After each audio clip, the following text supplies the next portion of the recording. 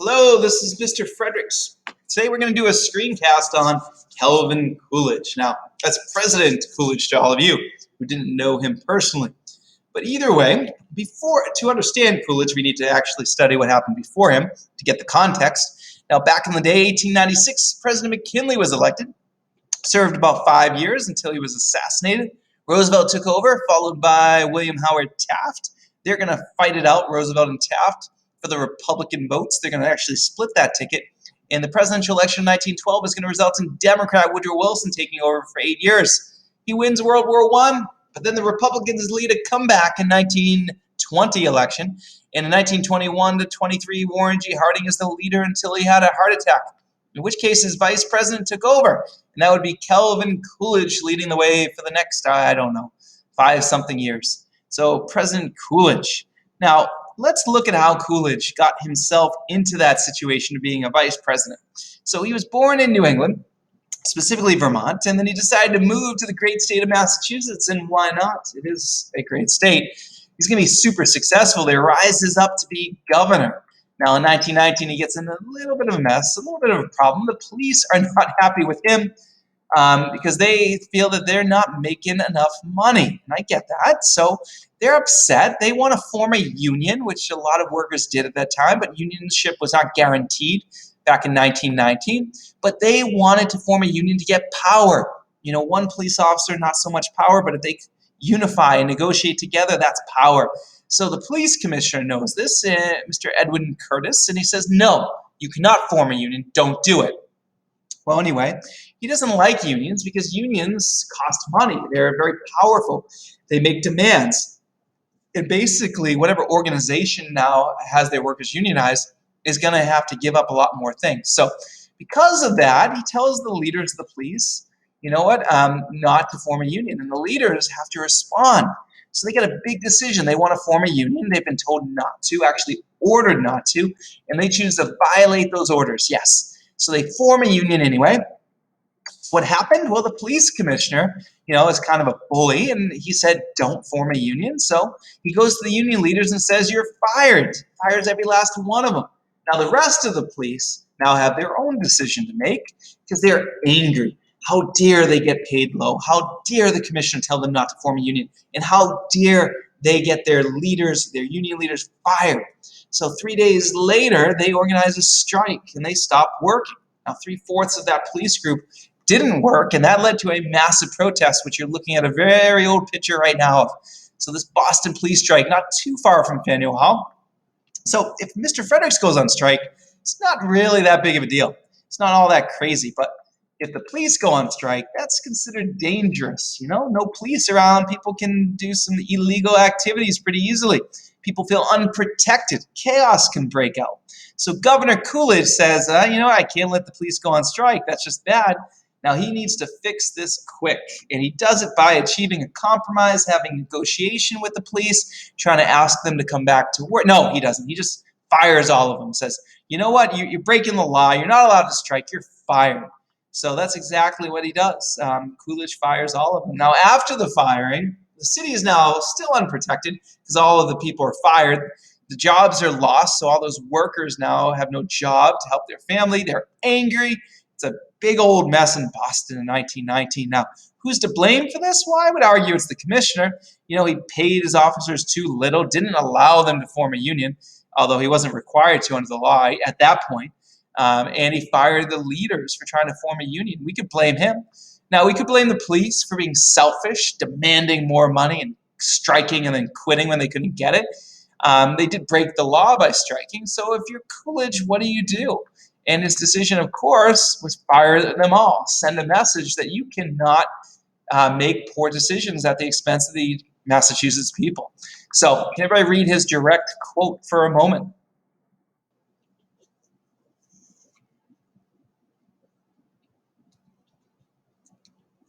Yes, so Coolidge was being a little bit of a tough guy, protecting the people of Massachusetts, of course. Now, in the 1920s, are unions good for society? I mean, you should have your own opinion. Many people believe unions have a negative impact on society. Others say they're absolutely necessary to prevent businesses from exploiting workers.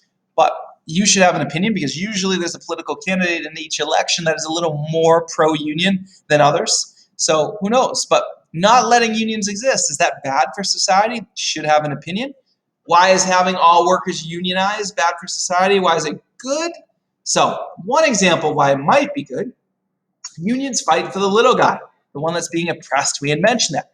Often big business are only out for themselves. They're greedy. They'll take shortcuts. They basically will do anything to be profitable, and that will come at the expense of the workers. So we need unions often level the playing field and make negotiations a little more equal, help the workers out. For example, today, would unions allow people to take risks like this, to have their lunch in this dangerous situation? So dangerous working conditions, unions can fight against unfair amount of hours. Businesses sometimes, out of greed, will try to have their workers work as many hours as possible. Unions can fight against that and create limits. Anti-union philosophy. A lot of people say that when you're forced to join a union, you have to pay dues. And that's not fair. You didn't even want to join the union, now you have to pay dues. So they don't like that. A lot of people feel that unions protect workers, but particularly protect bad workers that deserve to get fired, that it's difficult for organizations to get rid of bad workers because the union protects them. There's some truth to that. Obviously, it's a little complicated. Union demands raise costs.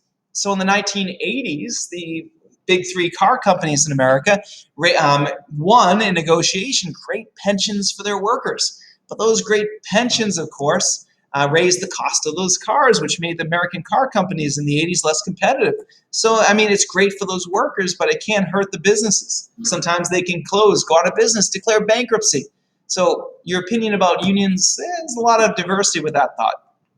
So again, we had talked about the big three car companies. So if you're president, would you get more votes by helping or hurting unions? So, and in the 1920s, Warren G. Harding is certainly Calvin Coolidge and Warren G. Harding are not going to be so helpful to unions, and that's how they're going to get the votes of the business leaders. So in conclusion, in 1919, unions, super unpopular, and because they're often associated with communism and capitalism, and after the communists took over Russia, that's not a popular thing in America. So the Boston police strike, super unpopular. Calvin Coolidge became a hero by firing those workers. Now, firing those selfish police officers made him so popular that Warren G. Harding in 1920, he needed a running mate, a vice presidential candidate. He says, hey, I'm going to go after Calvin Coolidge because he's super popular. He seems tough on crime, anti-communist. So they won the election, and the biggest landslide since 1820. They dominated, except for the solid Democratic South at the time. But as vice president, Coolidge wasn't necessarily the happiest person. The job at that time did not hold much power. In fact, it was made fun of. It's considered one of the weakest jobs in all of government. There wasn't much to do. The Constitution doesn't give it much authority, not much power. Often the president would send vice presidents to funerals of famous people to show respect, often to parties that the president himself or herself did not want to go to. So it was really funerals, parties. Vice president didn't do much, and that's going to be that way for a long time. Now, at these parties that Coolidge was going to, he did develop a reputation of being very, very quiet. He didn't interact much, not very social. That nickname he earned was Silent Cal. Now, because of this, Coolidge kind of got something. Coolidge got made fun of, and particularly by this person, Dorothy Parker. Dorothy Parker made a bet, said, Mr. President, I bet my friends I could get you to say more than 3 words. What do you say? You lose, was his response, and she lost that bet. Now, a little bit of a joke there, but many years later, Dorothy Parker, upon hearing that Coolidge had died, responded, how can they tell? So again, she just to the end made fun of Coolidge, just in much of our society. Now, Coolidge was only vice president then, but in 1923, the stress from the Teapot Dome scandal contributed to Warren G. Harding having a heart attack. And President Harding is going to die. And unfortunate for the time, however, that did allow Coolidge to move up, and it was time for him to be president. So we went from Vice President Coolidge to President Coolidge. Now, he did a good job, and 1 year later, he decided, hey, it's the 1924 presidential election. I'm going to run to be president myself. So he was just covering for Harding before, but now in the 1924 election, he goes up against John Davis, the Democratic challenger, and they battle. And of course, this is a great slogan, keep cool with Coolidge. And apparently that slogan gets it done. So Coolidge, just like Harding, dominates the election in kind of a landslide, wins everything but the Solid South, and bam, Coolidge is now elected in his own right. So let's examine if Coolidge was a good or bad president, depending on how he impacted the American people. So, Calvin Coolidge, decision number one, the 1924 Veterans Bonus Bill. Now, World War I was awful, a huge, regrettable war. Now, American soldiers did get paid for going to that war, but once they returned home, nobody was hiring. The economy really went high right away to create stuff for the war, but once the war was over, factories were shutting down. They didn't need more workers, they needed less. So veterans returned home and couldn't get their old jobs back. Many were homeless. It was really sad, and many people wanted to help our veterans that had fought for our country. So Congress proposed and then advocated for a bonus bill to give veterans a bonus amount of money, $1.25 for every day they spent overseas, which was a lot more money than $1.25 is today. But Congress passes that bill, and Calvin Coolidge vetoes it. Says, absolutely not. I reject this plan. I don't want to give more money to the soldiers. That's too expensive. The bonus bill, now why would he veto this bill? Because when Congress makes a bill, the president has to sign it or veto it. But anyway, why? Because of his laissez-faire philosophy. He did not think it was the government's job to look out for everybody in our country that had a problem, that people should look out for themselves. It shouldn't be the government intervening in the economy. Again, he believed in active freedom. So another phrase was active inactivity. Calvin Coolidge believed that the best president is the president that governs least, stays out of the way of the American people. We don't need a active government messing with everything. So things are a little different today. Basically, after World War II, we had learned that what we had done after World War I, all those veterans came home. We owed them a big thank you, but instead they got homelessness. So after World War II, we passed the GI Bill, which still exists to this day. The GI Bill provides low-interest loans to veterans and also provides them free education so they can develop the skills to get a job once they get home. And those are two great benefits if you join the military today. And we learned that lesson in World War I, that we can't just ship people overseas and then when they come home and have nothing to return to, just leave them on their own. And that's the justification for the GI Bill. So Calvin Coolidge vetoed that bonus bill, basically not helping out veterans because of that hands-off philosophy. Now, what's another thing Calvin Coolidge did? Did he support businesses or workers? Now, strong businesses lead to a strong country, he felt, and strong businesses lead to more jobs, and strong businesses lead to innovation. Businesses are the ones inspired by greed to create technology and new ideas so they can make money off of it, and that improves society. But favoring businesses means that when it comes to worker problems or problems that businesses have with workers, you're favoring those businesses. You're not helping workers out. And Coolidge wasn't. He favored businesses for all the reasons we just talked about, but he did not necessarily favor workers when they had conflicts with those businesses. For instance, the 8-hour day. Workers wanted to only work 8 hours a day. They thought that was fair, but they didn't get any help from Calvin Coolidge. Dangerous working conditions. No. Coolidge said, let businesses do what they need to do to be profitable. Profitable businesses lead to a profitable U.S. Union recognition. You did not have the right to join a union. Some businesses let it happen, others didn't, but by law, it wasn't until about 1934 that you were required, that businesses were required to let unions form if the workers wanted a union.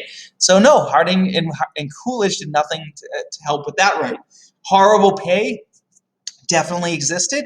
Once again, Coolidge did nothing to help minimum wage laws. Now, you can't favor both businesses and workers, and candidates for political positions tend to be a little more biased towards one or the other. So you have to decide which side are you on. Coolidge was on the side of businesses. Again, helping workers hurts businesses, and when they conflict, hurting businesses hurts the U.S. So its famous phrase is, the business of the American people is business. You have strong businesses, those businesses are making money, they're creating jobs, they're being productive, and that's what makes a country strong. So during your presidency, would you favor businesses or workers? Or more importantly, in the next vote, would you vote for the candidate that seems a little more pro-business or a little more pro-workers? Because usually they feel differently, the different candidates, about this question. So Coolidge vetoed the Veterans Bonus Bill. He supported businesses over workers in those conflict moments. He also supported isolationism. Now, Americans had terrible memories of World War I. We highly regretted being in the war.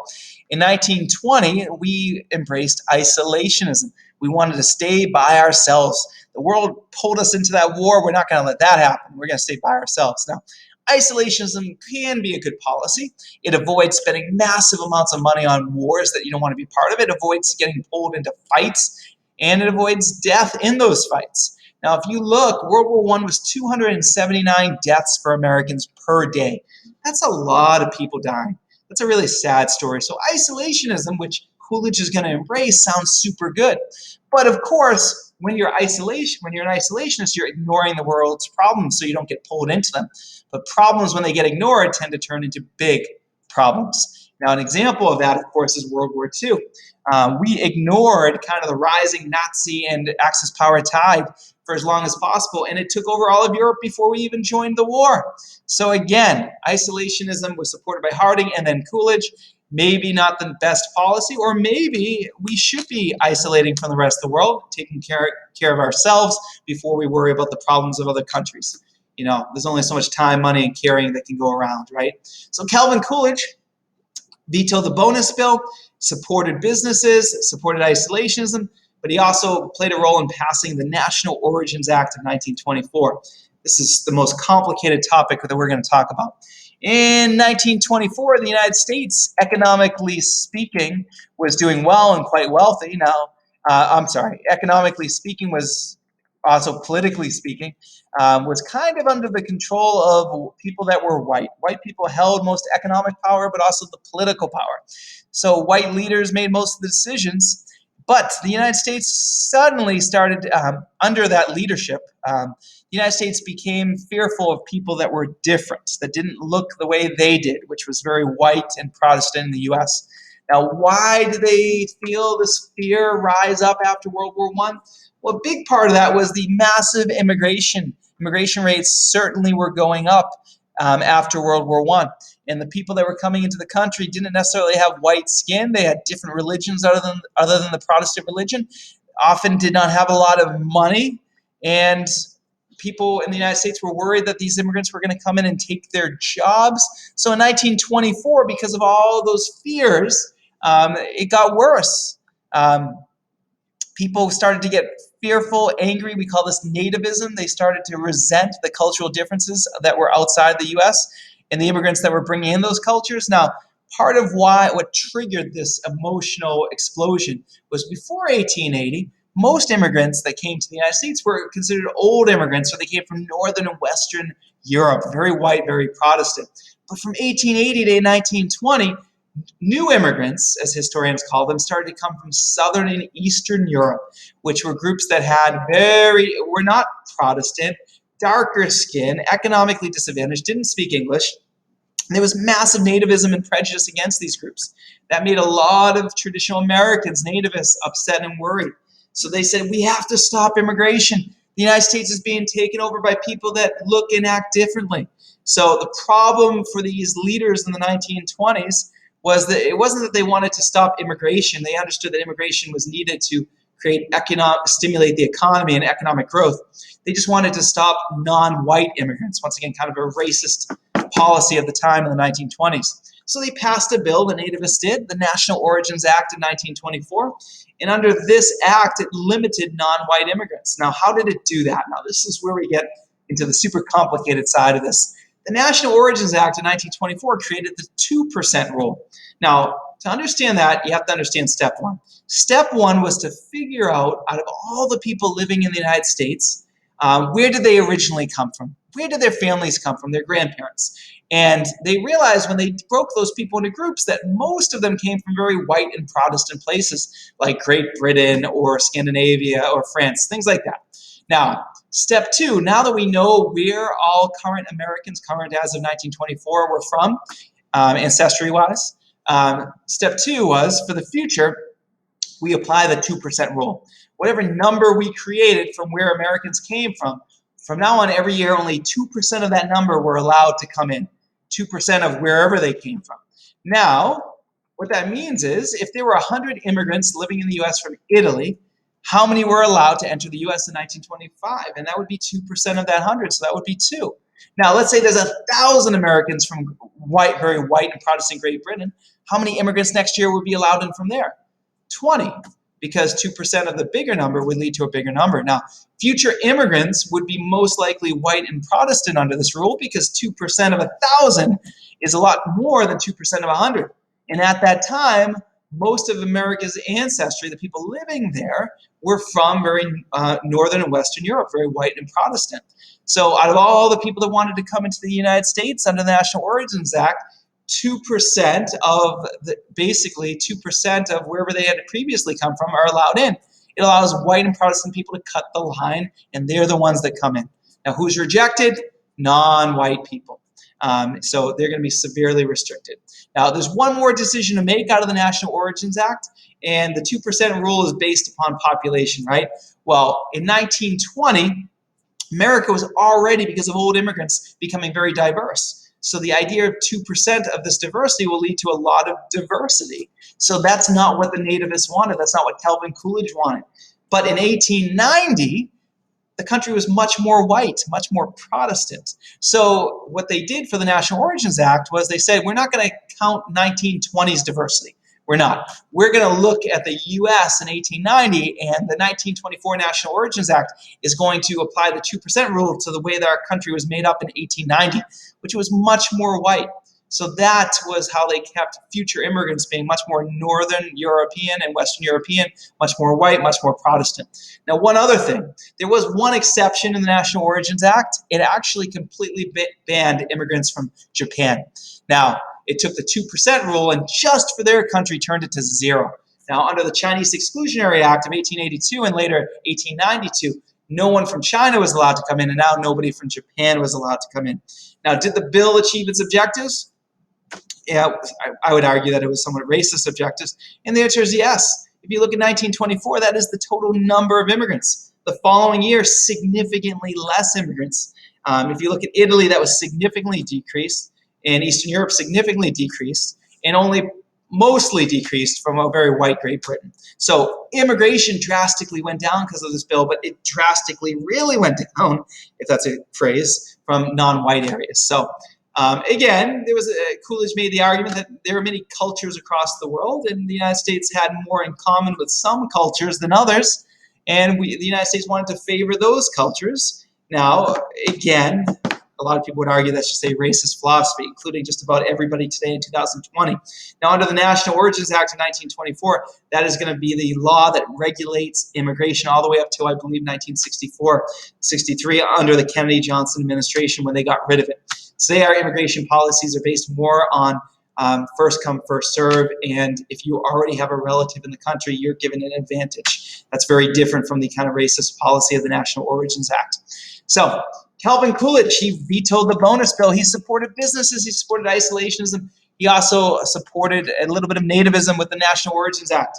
He also supported lowering taxes. Now, Coolidge wanted to lower taxes. Now, the reason why this isn't necessarily the greatest thing is rich people at that time paid most of the taxes. So by lowering taxes, you allow them to have more money. Now, you could argue that it is their money and they worked hard for it, and therefore, Coolidge is basically promoting freedom here, freedom to work hard and keep whatever money that you made. Now, you could also argue by lowering taxes, Coolidge is allowing wealthy business leaders to take that extra money and reinvest it with building more factories and more businesses. If businesses expand and get bigger, then that means businesses are more profitable. And what do businesses do with all that money? They hire more workers and expand, and that helps everyone. And that's why lowering taxes, Coolidge would be in favor of. It really helps businesses expand and so on. Now, there's a but to this. If Coolidge lowers taxes, then the government will have less money, and then they'll have less programs to support people in need. So you should have your own philosophy. Should we keep taxes high so the government has a high budget to have lots of programs to support people in need? Or should we keep them low so that people can keep the money that they earn? And they can then keep that money and use it to build businesses and expand the economy.